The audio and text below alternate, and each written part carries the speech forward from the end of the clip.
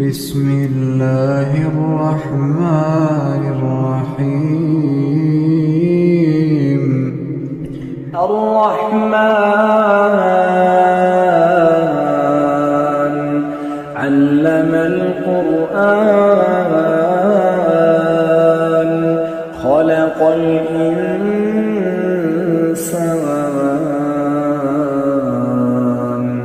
علمه البيان. الشمس والقمر بحسبان والنجم والشجر يسجدان والسماء رفعها ووضع الميزان ألا تطغوا في الميزان وأقيموا الوزن بالقسط ولا تخسروا الميزان. والأرض وضعها للأنام فيها فاكهة والنخل ذات الأكمام والحب ذو العصف والريحان. فبأي آلاء ربكما تكذبان؟ خلق الإنسان من صلصال كالفخار وخلق الجان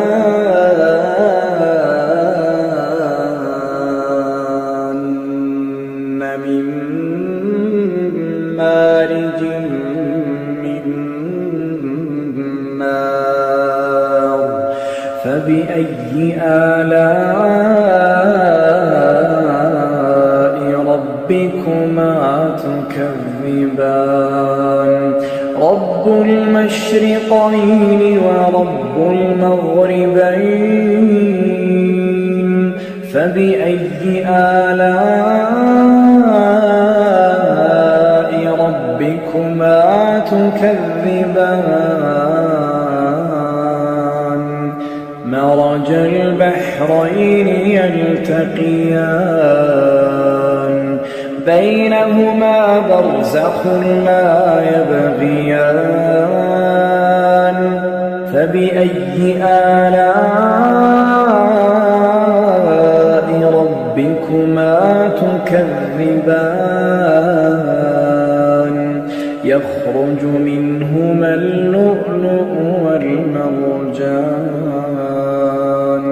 فبأي آلاء ربكما تكذبان؟ وله الجوار المنشآت في البحر كالأعلام. فبأي آلاء ربكما تكذبان؟ كل من عليها فان كل من عليها فان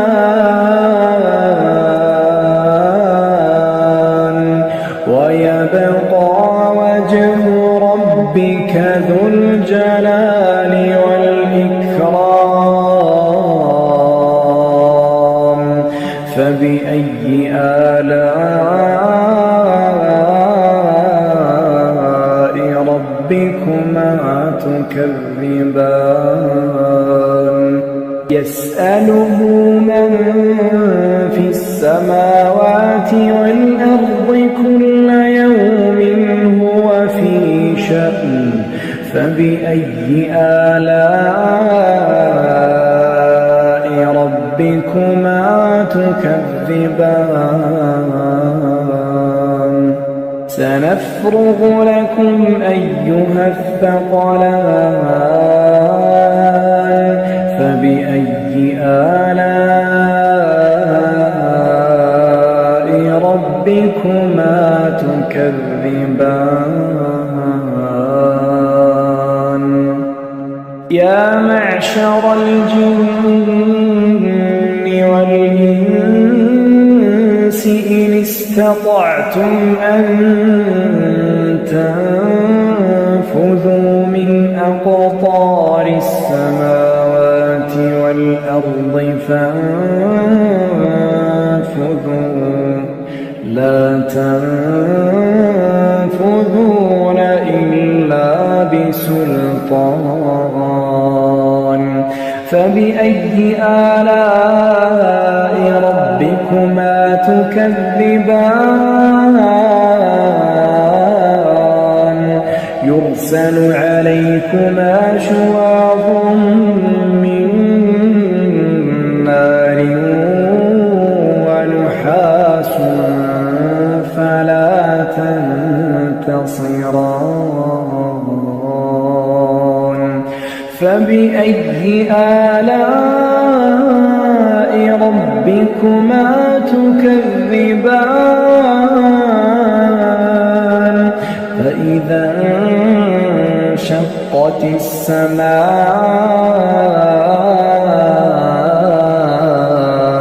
فكانت وردة كالدهان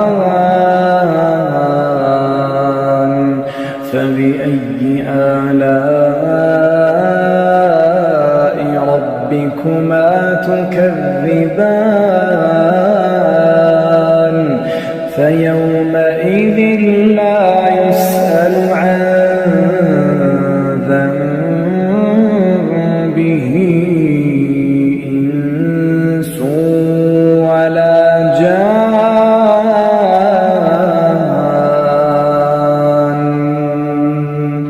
فبأي آلاء ربكما تكذبان يعرف المجرمون بسيماهم فيؤخذ بالنواصي والأقدام فبأي آلاء ربكما تكذبان هذه جهنم التي يكذب بها المجرمون يطوفون بينها وبين حميم آن فبأي آلاء ربكما تكذبان ولمن خاف مقام ربه جنتان فبأي آلاء ربكما تكذبان ذواتا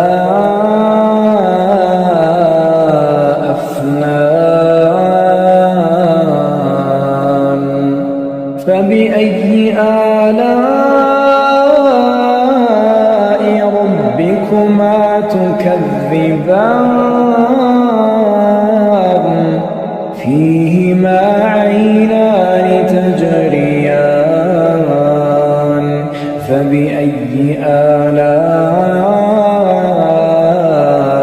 ربكما تكذبان فيهما من كل فاكهة زوجان فبأي آلاء ربكما تكذبان متكئين على فرش بطائنها من استبرق وجنى الجنتين دان فبأي آلاء ربكما تكذبان فيهن قاصرات الطرف لم يطمثهن إنس قبلهم ولا جان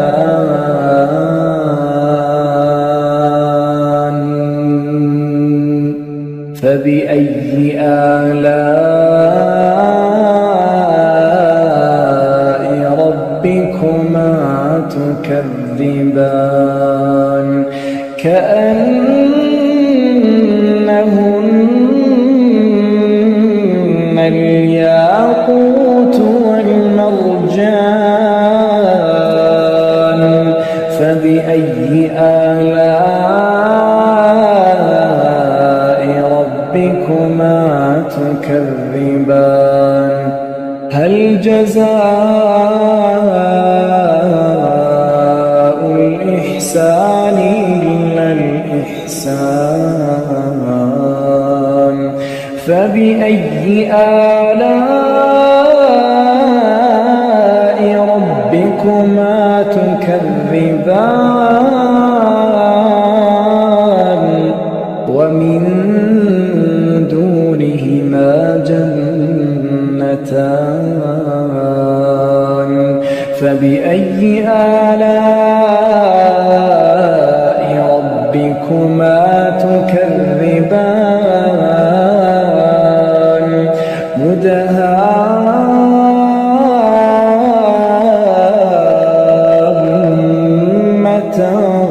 مدهامتان فبأي آلاء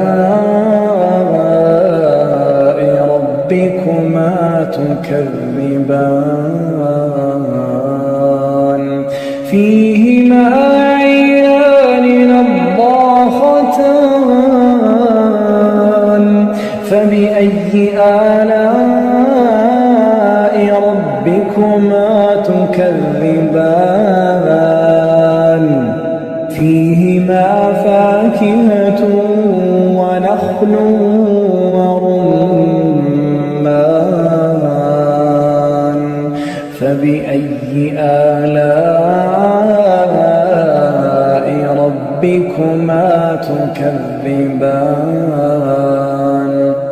فيهن خيرات حسان فبأي آلاء ربكما تكذبان حور مقصورات في الخيام فبأي آلاء ربكما تكذبان لم يطمثهن إنس قبلهم ولا جان